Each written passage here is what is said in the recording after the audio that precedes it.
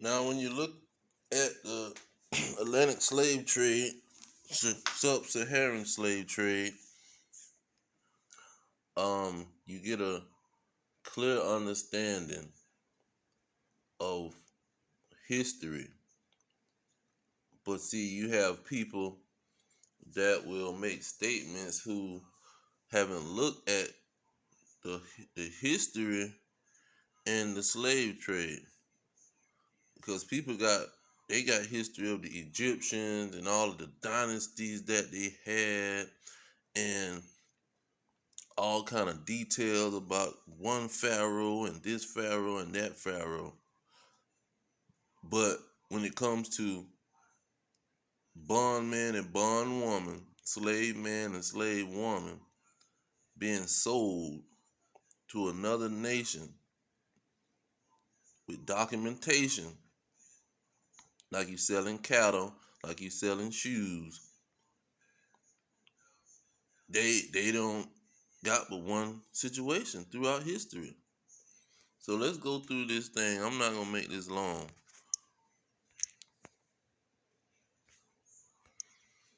Okay, you go into Google, simple situation, you put biggest slave trade, trading countries in history. Okay, so you got this. This is in the scriptures, in the Bible. The Israelites recorded their history, and their history match up with world history. But why does it match up with uh the understanding of who the Israelites are? You see, that's the question. But this is in the scriptures. Zechariah was the first one who made it plain. On the first chapter of Zechariah, he made it very plain. Starting at verse 8, we're going to run through this real quick. 8, verse 18 through 20. He says, Then I lifted up my eyes and saw, and behold, four horns. So four horns, he said he's seen. Now in the Bible, horns means country. Horns mean kingdom, power. Powers mean kingdom. And so when you look at these so-called countries that had who was involved in this big slave trade, this great slave trade, Portuguese and Spanish is almost one language. So when you look at the countries, they side by side, they pretty much one country. Then you got the British. You know they speak English. So you got Spanish, English, and you got French, and you got Dutch. You can even give Portuguese their own language and let that be one. One for Portuguese, two for Spanish, um, one for British, three for French, and the Dutch and Danish. You can get them to the British because they speak English. So that's four languages: Portuguese, Spanish, French, and English. Now let's go back to Zechariah and complete the situation. Verse 19 is saying, I saw the angel that talked with me. What be these? And he answered me, These are the horns which have scattered Judah, Israel, and Jerusalem. Verse 20, and the Lord showed me four carpenters. 21. Then said I, What come these to do? And he spake, saying, These are the horns which have scattered Judah, so that no man did lift up his head. But these are come to fray them. So these is gonna fray them. That means the carpenters is gonna fray the four horns, meaning it's gonna punish them to cast out the horns of the Gentile. See, so he identified these horns are Gentile. which lift up their horn over the land of Judah to scatter it. So these Gentile pretty much represent those individuals that scattered uh, Judah, Israel, and Jerusalem. And we know how they did these things. They did it on cargo slave ships. You see, when you look on these slave ships had 300 to 500 people on them, and so this is how they transported the slaves. Now let me go back into the scripture. Oh no, let me go back to Google. So you go down, it say, where is the largest slave trade in the world? Say the Atlantic slave trade peaked in the late 18th century when the largest number of slaves were captured on raiding expeditions into the interior of West Africa. Okay, it said, when was the largest slave trade? All right, when? The 18th century.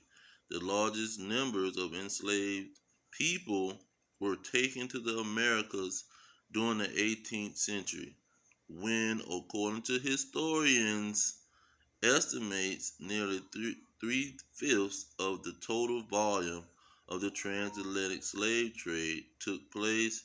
The slave trade had devastating effects on Africa. Okay. It said, where did most of the slaves from Africa come from? So now they got all kind of places here. Where did the slavery start? In England? Okay, so they go all around the world. But it's clear when. The timing is the whole thing, because people want to say it's been going on between in the world, but that ain't the issue. The issue is how powerful was the Atlantic slave trade. Yeah, people have been being captured all over the place and warring with each other, but this thing was massive. This thing was something that you would note in history. You would pay attention to. It was a massive situation. Now let's go to the scriptures and see what was going on with this scattering situation. Because Zechariah say they scattered Judah. But how was they scattering Judah? Let's go to Joel chapter 3.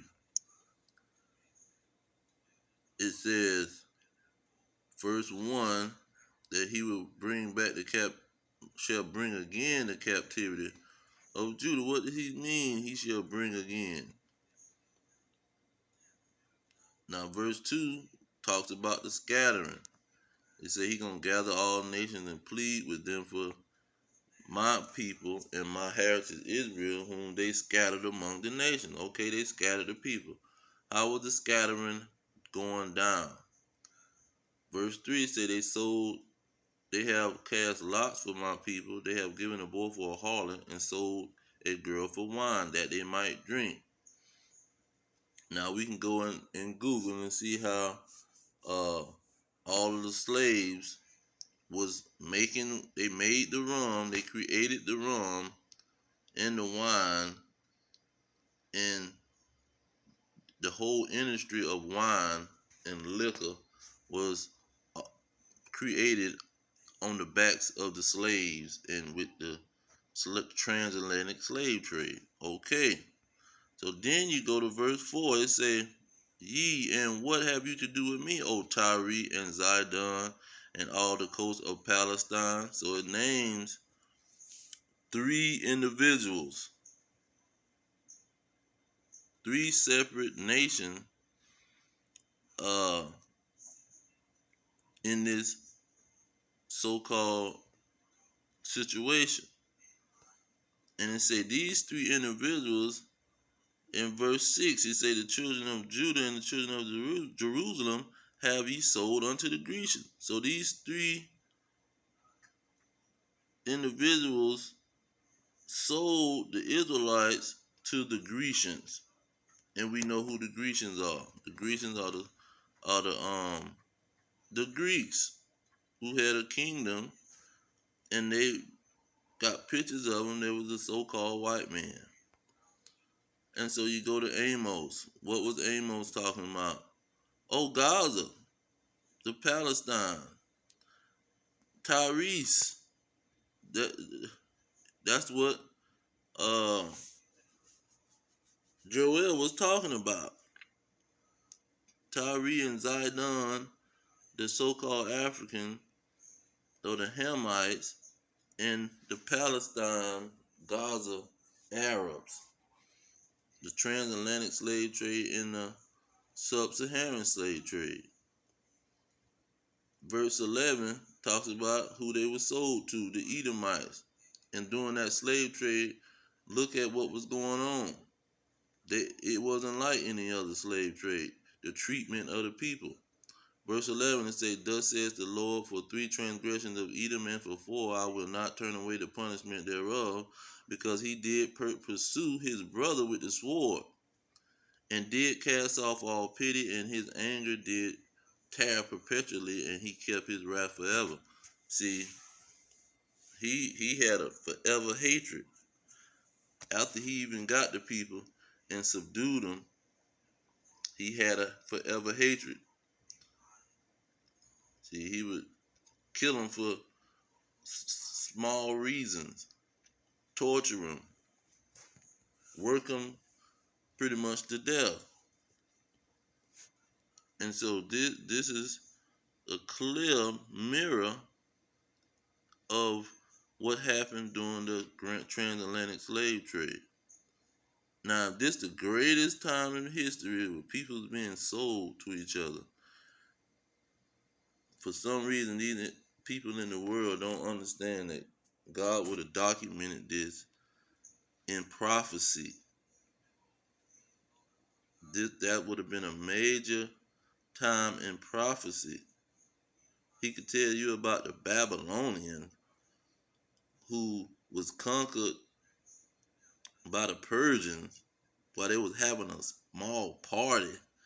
But he's not going to tell you about the transatlantic slave trade with 10 million to 12 million people is being sold and millions of people dying with the Indians around about the same period of time. He's not going to tell you about all of that. Come on now. It's really simple, but like he said, he blinded certain individuals so they wouldn't be healed from their wickedness. Because just like in Noah's time, he didn't choose a lot of people. He only chose Noah and his sons. So he don't deal with everybody. He chose a small number of people, and then he could find the rest of the ones that's being wicked. And so this is a clear indication when you look in the scriptures that the nation of Israel were in the captivity. Then you got the Messiah, the Son of God, who they ignorantly call Jesus Christ, whose name Yahushua in the Paleo Hebrew. He stated what would happen to the Israelites. He said in verse 24, and they shall fall by the edge of the sword, and shall be led away captives into all nations. Who was going to be those people leading them away? The Romans. The Romans led them away in the captivity. The so-called white man. And Amos and Joel identify these people as the Edomites. They are not no Romans. It was the nation of Edom. The children of Edom is who took them captives. Then King David talked about this thing in Psalm 137. He said, remember in verse 7, let me highlight this. Remember, O Lord, the children of Edom in the day of Jerusalem, who said, raise it, even to the foundation thereof. So the children of Edom, they was going to be a massive group that was going to pretty much destroy Jerusalem and take them into captivity. You see? And it called Edom the daughter of Babylon. Now let's see what Zechariah said right after he talked about the slave trade.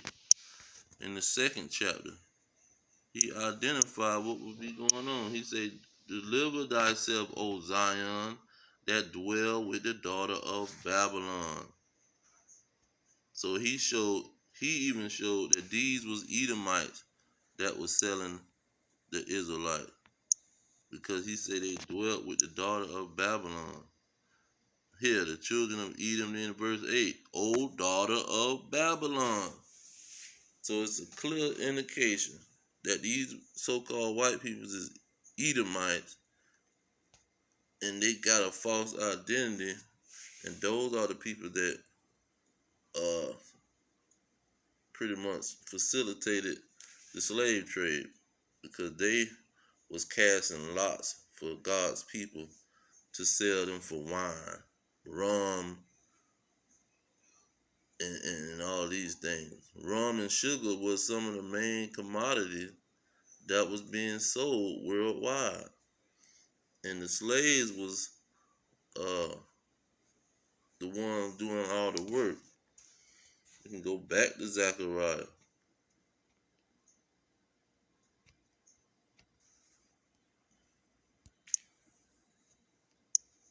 Let's go back to Zechariah chapter 11, verse 5. They say, whose possessors slay them and hold themselves not guilty. We see that every day here in the daughter of Babylon. It say, they that sell them say, blessed be the Lord, for I am rich. You see, their own shepherds pity them not. See, they got rich off of selling rum and sugar and cotton. They call it king. Cotton was king here in America. They got rich from selling the children of Israel. And they would slay the children of Israel anytime they wanted to. And they would be not guilty. That's even in the laws, the slave laws. They had a law saying that you can get away with killing your slave because he was your property. So anyhow, I'm going to leave it there. The greatest slave trade in history. Oh no, Salakia. Daniel chapter 9. He said it for exactly how it's supposed to be said. He said, he has confirmed his words which he spake against us and against our judges that judged us, by bringing upon us a great evil. For under the whole heaven, and see, when he said for under the whole heaven, he pretty much saying throughout the history of mankind, throughout the history of the earth, see, have not been done as have been done upon Jerusalem. Nothing have been done in the history of mankind but what has been done to Jerusalem and to the Israelites. So it ain't gonna be no great slave trade with people being sold for slave men and slave women. That's what the law of Moses, the curse that was in the law of Moses, that the Israelites would be sold for bondman and bondwoman. It ain't never happened in history. Under the heaven, these things haven't went on but to the Israelites.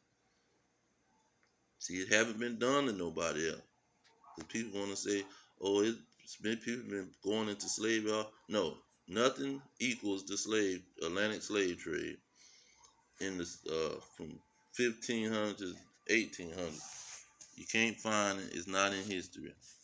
But I'm gonna leave it there. All praise to Yahweh, Hashem Yahweh Shah, Hashem Kakadash, double honors to the elders pushing the truth, peace of the elect worldwide, the blacks, Hispanics, and Native American, descendants of slaves scattered around the globe. Our kingdom is at hand. Shalom.